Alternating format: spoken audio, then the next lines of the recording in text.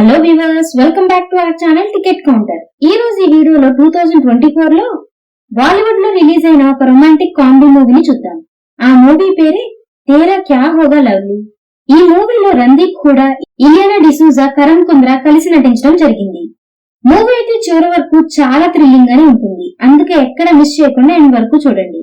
ఇలాగే మరికొన్ని వీడియోస్ ని చూడాలి అనుకుంటే మన ఛానల్ ని సబ్స్క్రైబ్ చేసుకుని ఫాలో అవుతూ ఉండండి. మరి మూవీని స్టార్ట్ చేద్దామా? మూవీ స్టార్ట్ అవగానే హర్యానాలో ఉండే సోంబీర్ అనే వ్యక్తి తన కుటుంబంతో కలిసి పెళ్లి చూపులకి ఒక అమ్మాయిని చూడ్డానికి వెళ్తాడు. సోంబీర్ అమ్మాయి ఇంటికి వెళ్ళగానే అతనికి ఇంకా వాళ్ళ ఫ్యామిలీకి అమ్మాయి కుటుంబం వాళ్ళు గౌరవ మర్యాదలతో వెల్కమ్ చెప్తారు. ఆ తర్వాత సోంబీర్ కి అమ్మాయి పేరు లవ్లీ అని తెలుస్తుంది. అప్పుడే లవ్లీ అక్కడికి వస్తుంది. లవ్లీని చూడగానే సోంబీర్ వాళ్ళ అమ్మాయి వాళ్ళ కుటుంబం మీద, ఆ అమ్మాయి మీద విరుచుకుపడుతుంది.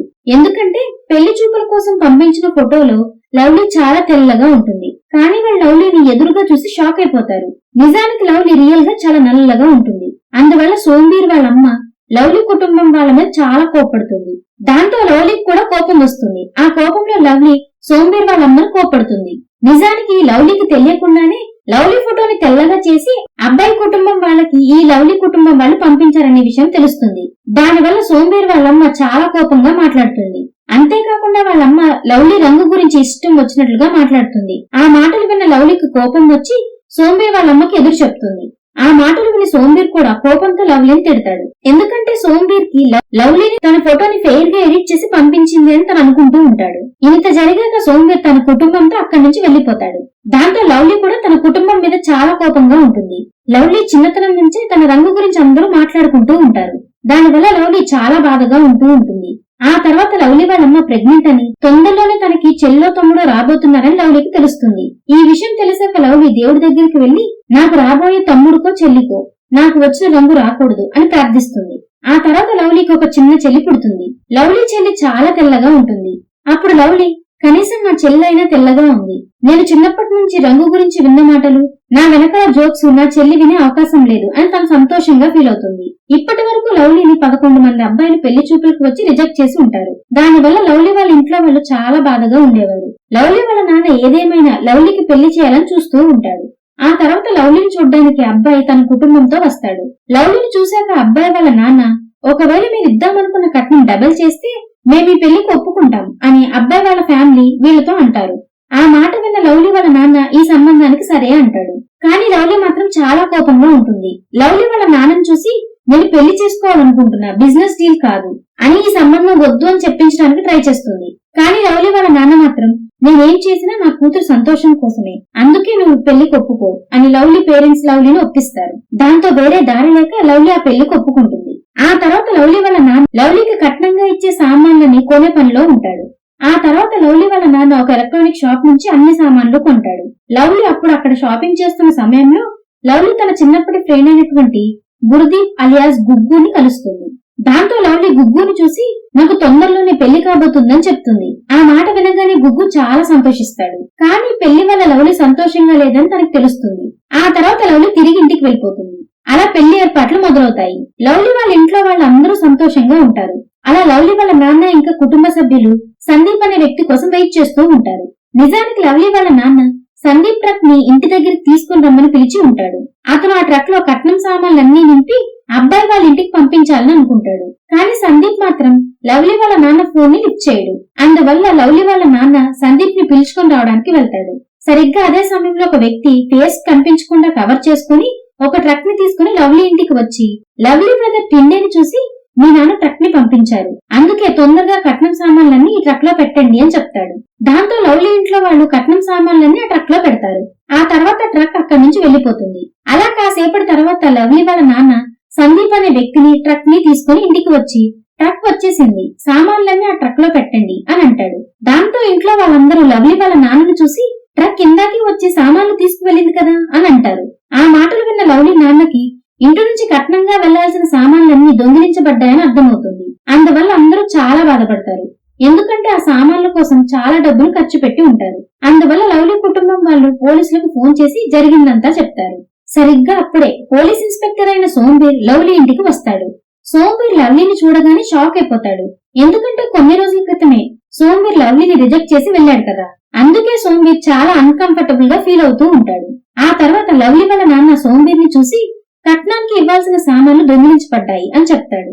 ఆ మాటలు విన్న సోంబీర్ కూడా చాలా షాక్ అవుతాడు. ఎందుకంటే సోంబీర్ ఇలాంటి దొంగతనం ఇంతవరకు చూడలేదు. ఆ తర్వాత సోంబీర్ తన కొలీగ్ అయిన చంద్రవేల్ అనే లేడీ ఆఫీసర్ ని చూసి లవ్లీ ఇంట్లో బాగా సెర్చ్ చేయి, ఏదైనా సాక్ష్యం దొరకచ్చు అని అంటాడు. దాంతో ఇంటినంతా బాగా చెక్ చేసిన తర్వాత కూడా వాళ్ళకి ఎటువంటి సాక్ష్యం దొరకదు. దాంతో టిండా సామాన్ల ట్రక్ లోకి ఎక్కించే సమయంలో నేను వీడియో తీశాను అని అంటాడు. ఆ తర్వాత పోలీసులు ఆ వీడియోను చూస్తారు. అప్పుడు ఆ పోలీసులకి ఆ ట్రక్ తెచ్చిన వ్యక్తి ఫేస్ కనిపించకుండా కవర్ చేసుకున్నందువల్ల ఆ వ్యక్తి ఎవరో అస్సలు అర్థమవుతుంది. సరిగ్గా అదే సమయంలో లవ్లీ వాళ్ళ పెద్దనాన్న కొడుకు ఆ ఫంక్షన్ కి వచ్చి ఆ తర్వాత కాసేపటికి కనిపించకుండా ఎక్కడికో వెళ్లాడని పోలీసులకు తెలుస్తుంది. దాంతో సోంబీర్ కి లవ్లీ పెద్దనాన్న కొడుకు మీద అనుమానం వస్తుంది. అందువల్ల చెక్ చేయడానికి అతని ఇంటికి వెళ్తారు. అలా వెళ్ళగా లవ్లీ వాళ్ళ నాన్నకి తన పెద్దనాన్నకి అస్సలు పడదు అనే విషయం తెలుస్తుంది. అందువల్లే ఒకరితో ఒకరు మాట్లాడుకోవడం కానీ ఇంటికి రావడం కానీ చేసేవారు కాదు. సోంబీర్ అక్కడికి వెళ్లి లవ్లీ కజిన్ ని క్వశ్చన్ చేస్తాడు. అప్పుడు లవ్లీ వాళ్ళ కజిన్ నేను అక్కడికి మందు బాటిల్ని తీసుకోవడానికి వచ్చానని చెప్తాడు. అప్పుడు సోంబీర్ కి లవ్లీ వాళ్ళ అత్త హస్బెండ్ కూడా నిన్న ఫంక్షన్ కి వచ్చి కాసేపటి తర్వాత అతను కూడా అక్కడి నుంచి వెళ్లిపోయాడని తెలుస్తుంది. ఈ విషయం తెలిసాక సోంబీర్ కి లవ్లీ వాళ్ళ అత్తయ్య హస్బెండ్ మీద కూడా అనుమానం వస్తుంది.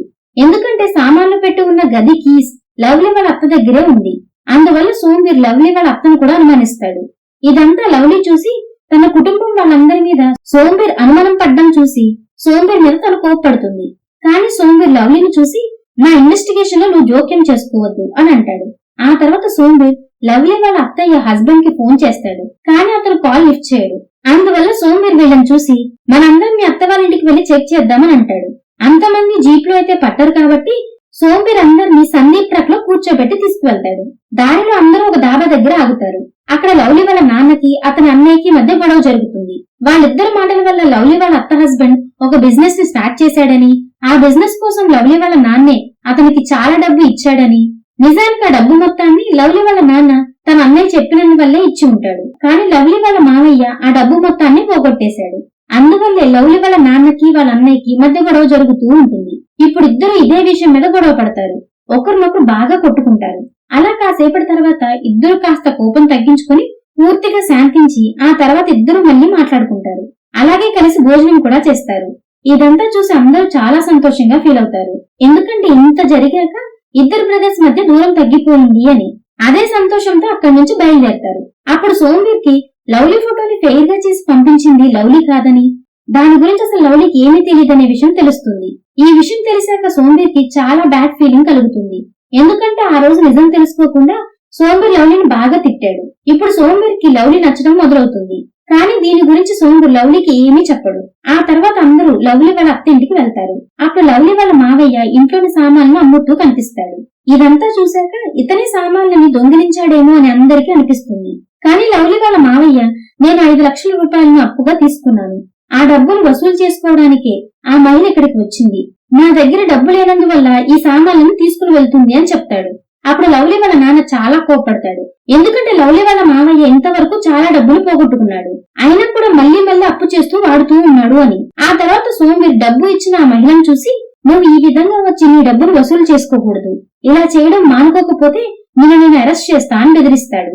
ఆ తర్వాత సోంబీర్ లవ్లీ కుటుంబాన్ని చూసి ఆ డబ్బును మీరే ఆ మహిళకి ఇచ్చేయండి అని చెప్తాడు. కానీ ఆ మహిళ కాస్త డబ్బైనా ఇప్పుడు ఇస్తేనే వెళ్తా అని చెప్పడంతో సోంబీర్ తన దగ్గర ఉన్న 20,000 రూపాయలను ఆ మహిళకి ఇస్తాడు. ఆ తర్వాత ఆ మహిళ అక్కడి నుంచి వెళ్లిపోతుంది. ఈ విధంగా లవ్లీ వాళ్ళ అత్తయ్య ఇంకా మావయ్య కలిసి ఈ దొంగతనం చేయలేదని అందరికీ అర్థమవుతుంది. ఆ తర్వాత తిరిగి అందరూ తమ ఇంటికి వెళ్తారు. సరిగ్గా ఇప్పుడే ఒక సూపర్ ట్విస్ట్ రివీల్ అవుతుంది. నిజానికి దొంగతనాన్ని లవ్లీనే చేయించుంటుంది. లవ్లీ తన స్నేహితుడు గుగ్గుతో కలిసి ఇదంతా ప్లాన్ చేస్తుంది. ఎందుకంటే ఈ పెళ్లి జరగకూడదని లవ్లీ అనుకుంది. అందువల్లే గుగ్గు తన ఫ్రెండ్ అయినటువంటి లల్లీని ట్రక్ తీసుకురమ్మని చెప్పి ఉంటాడు. ఆ తర్వాత సామాన్లు లోడ్ చేయించుకొని ఆ ట్రక్ ని తీసుకుని అక్కడి నుంచి వెళ్లిపోమని చెప్తాడు. మరో పక్క సోంబీర్ సందీప్ తో మాట్లాడతాడు. ఆ రోజు సందీప్ లల్లీతో కలిసి మందు తాగుతూ ఉండగా పొరపాటున లల్లీ సందీప్ ఫోన్ మీద మందుని పోసేస్తాడు. దానివల్లే సందీప్ మొబైల్ పాడైపోతుంది. అందువల్లే సందీప్ కి లవ్లీ వల్ల నాన్న ఎన్ని ఫోన్స్ చేసినా తను రిసీవ్ చేసుకోలేకపోతాడు. ఇదంతా విన్న సోంబీర్ కి లల్లీ మీద అనుమానం వస్తుంది.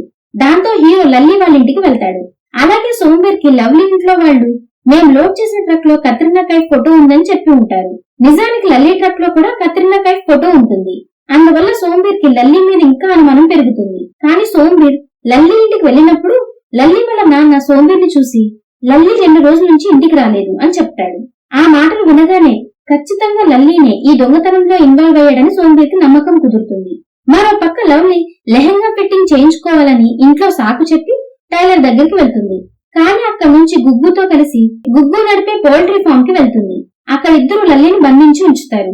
సరిగ్గా అప్పుడు గుగ్గు లవ్లీని చూసి లల్లీ ట్రక్ నిజంగానే దొంగిలించబడింది అని చెప్తాడు. ఆ మాట వినగానే లవ్లీ షాక్ అయిపోతుంది. ఎందుకంటే ట్రక్ తో పాటు అందులో ఉన్న సామాన్లు కూడా నిజంగా దొంగిలించబడ్డాయి అని. ఈ విషయాన్ని కంప్లైంట్ చేయడానికే లల్లీ పోలీసుల దగ్గరికి వెళ్ళాలి అని అనుకున్నాడు. కానీ గుగ్గు లల్లీని బంధించి ఉంచాడు. ఒకవేళ లల్లీ పోలీసుల దగ్గరికి వెళ్తే ఇదంతా లవ్లీ ప్లాన్ చేసిందని తెలిసిపోతుంది కాబట్టి గుగ్గు అలా చేస్తాడు. అప్పుడు లల్లీ వీళ్ళని చూసి నన్ను పోలీసుల దగ్గరికి వెళ్ళనివ్వండి అని రిక్వెస్ట్ చేస్తాడు. కానీ లవ్లీ వీళ్ళని చూసి తొందరగా దొంగతనం చేసిన వాళ్ళని పట్టుకోండి, సామాన్లు మొత్తాన్ని తిరిగి తీసుకురండి అని చెప్తుంది. అంతేకాకుండా సరిగ్గా అప్పుడే మనకు లవ్లీ సామాన్లని ఇద్దరు దొంగలు దొంగతనం చేశారని తెలుస్తుంది. ఆ దొంగలిద్దరు కార్ బ్యాటరీస్ ని ఎప్పుడు దొంగిలిస్తూ ఉండేవారు. ఆ దొంగలిద్దరిలో ఒక వ్యక్తి మూగవాడు. నిజానికి ఇంతకు ముందు అతన్ని పోలీసులు పట్టుకుని ఉంటారు. కానీ సోంబీర్ అతనికి వార్నింగ్ ఇచ్చి వదిలేసి ఉంటాడు. ఆ తర్వాత ఆ ట్రక్ ఇంకా సామాన్లు దొంగిలించిన ఆ ఇద్దరు దొంగలు ఆ ట్రక్ లో నుంచి ఒక టీవీని తీసుకుని షాప్ కి వెళ్లి అమ్మడానికి ప్రయత్నిస్తారు. కానీ షాప్ ఓనర్ కి అది దొంగిలించబడిన వస్తువు అని తెలిసి గట్టిగా అరుస్తాడు. అందువల్ల ఆ ఇద్దరు దొంగలు భయపడిపోయి ఆ టీవీని అక్కడే వదిలిపెట్టి పారిపోతారు.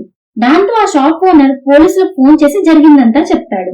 అప్పుడు అక్కడికి సోంబీర్ వచ్చి టీవీ బాక్స్ ని చెక్ చేయగా సోంబీర్ కి ఆ బాక్స్ మీద కోడీక దొరుకుతుంది. దాంతో సోంబీర్ కి గుగ్గుకి కోడ ఫామ్ ఉందని గుర్తుకు వచ్చి సోంబీర్ వెంటనే గుగ్గు పౌల్ట్రీ ఫామ్ కి వెళ్తాడు. అక్కడ సోంబీర్ కి లల్లి దొరుకుతాడు.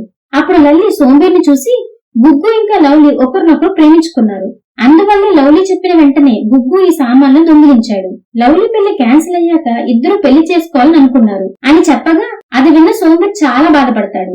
ఎందుకంటే సోంబీర్ లవ్లీని ప్రేమించడం మొదలు పెట్టాడు కాబట్టి. ఆ తర్వాత సోంబీర్ లవ్లీని కలిసి తనను చూసి నాకంతా తెలిసిపోయింది. ఈ ఫేక్ దొంగతనం వల్ల పోలీసులకు చాలా ఇబ్బందులు ఎదురయ్యాయి. దీనివల్ల నీకు సహాయం చేసిన వాళ్ళకి శిక్ష పడే అవకాశం ఉంది అని చెప్తాడు. అప్పుడు లవ్లీ అతన్ని చూసి మా నాన్న నా పెళ్లిని డబుల్ కట్టం ఇచ్చి మరీ చేయాలనుకున్నారు. అలా అయితేనే అబ్బాయి వాళ్ళు ఒప్పుకున్నారు ఈ పెళ్లికి. కానీ నాకు ఈ విధంగా పెళ్లి చేసుకోవడం ఇష్టం లేదు. మనస్ఫూర్తిగా నన్ను ఇష్టపడి నన్ను చూసి కేవలం నా కోసమే పెళ్లి చేసుకునే వ్యక్తినే నేను పెళ్లి చేసుకుంటాను. నా కోసం కాకుండా కట్టం కోసమే పెళ్లి చేసుకునే అబ్బాయిని మాత్రం నేను చేసుకోను అని చెప్తుంది. ఈ మాటలు విన్న సోంబీర్ కూడా లవ్లీని అర్థం చేసుకుని క్షమిస్తాడు. ఆ తర్వాత లవ్లీని చూసి తొందరలోనే మీ నాన్న కొన్న సామాన్లన్నిటినీ కనిపెడతాను అని మాటిస్తాడు. అలా లవ్లీ ఇంకా సోంబీర్ కలిసి మాట్లాడుకోవడాన్ని సోంబీర్ వాళ్ళ అమ్మ దూరం నుంచి చూసేస్తుంది. దాంతో సోంబీర్ మీద చాలా కోపడుతుంది. ఎందుకంటే ఆమెకు సోంబీర్ ఇంకా లవ్లీ మధ్య ఏదో నడుస్తుంది అనిపిస్తుంది. అందువల్ల సోంబీర్ వాళ్ళమ్మ లవ్లీ వాళ్ళ అమ్మకు ఫోన్ చేసి ఇష్టం వచ్చినట్లు మాట్లాడుతుంది. ఆ మాటల వల్ల లవ్లీ వాళ్ళ అమ్మకు కూడా చాలా కోపం వస్తుంది. మరోవైపు సోంబీర్ ఆ దొంగల కోసం వెతుకుతూ ఉంటాడు. కానీ ఆ దొంగల గురించి ఎటువంటి ఇన్ఫర్మేషన్ దొరకదు. మరోవైపు ఆ దొంగలిద్దరూ ఒక చిన్న టెంపోలో ఆ ట్రక్ లోని సామాన్లన్నీ తీసుకుని సోంబీర్ వాళ్ళ ఇంటి దగ్గరికి వెళ్తారు. ఆ దొంగలు ఆ సామాన్లని చాలా తక్కువ రేటుకే అమ్ముతూ ఉంటారు. అది చూసి అక్కడికి వెళ్లిన సోంబీర్ వాళ్ళ అమ్మ వాళ్ళ దగ్గర మిక్సర్ ని ఇంకా 2 బ్లాంకెట్స్ ని కొంటుంది. దాంతో ఆ దొంగలిద్దరూ రేపు పెద్ద సామాన్లు తీసుకొస్తాం అని చెప్పి అక్కడి నుంచి వెళ్లిపోతారు. అలా కాసేపటికి సోంబీర్ ఇంటికి రాగానే వాళ్ళమ్మ తను కొన్న మిక్సర్ ఇంకా 2 దుప్పట్లని సోంబీర్కి చూపిస్తుంది. అంతేకాకుండా అతన్ని చూసి ఇక్కడికి 2 అబ్బాయిలు సామాన్లు అమ్మడానికి వచ్చారు, అందులో ఒకరు మూగవాడు అని చెప్తుంది. ఆ మాట వినగానే ఆ ఇద్దరు దొంగల్లో ఒక వ్యక్తి మూగవాడనే విషయం గుర్తుకొస్తుంది. దాంతో వెంటనే వాళ్ళని పట్టుకోవడానికి సోంబీర్ బయలుదేరి బయటకు వెళ్తాడు. ఆ విధంగా సోంబీర్ ఆ ఇద్దరు దొంగల్ని పట్టుకుంటాడు. కానీ ఆ దొంగలిద్దరిలో ఒకడు పారిపోతాడు. కానీ ఆ మూగవాడు మాత్రం తనకి పట్టుబడిపోతాడు. దాంతో సోంబీర్ ఆ అబ్బాయిని బాగా కొడతాడు. దానివల్ల ఆ అబ్బాయి దొంగిలించిన వస్తువులు ఎక్కడ పెట్టారో ఆ అడ్రస్ ని చెప్తాడు. దాంతో సోంబీర్ తన టీం ని తీసుకుని అక్కడికి వెళ్లి అన్ని సామాన్లను కనిపెడతారు. ఆ తర్వాత సోంబీర్ లవ్లీకి ఫోన్ చేసి నువ్వు చెప్పే వరకు ఆ సామాన్లను మీ వాళ్ళకి తిరిగి ఇవ్వను.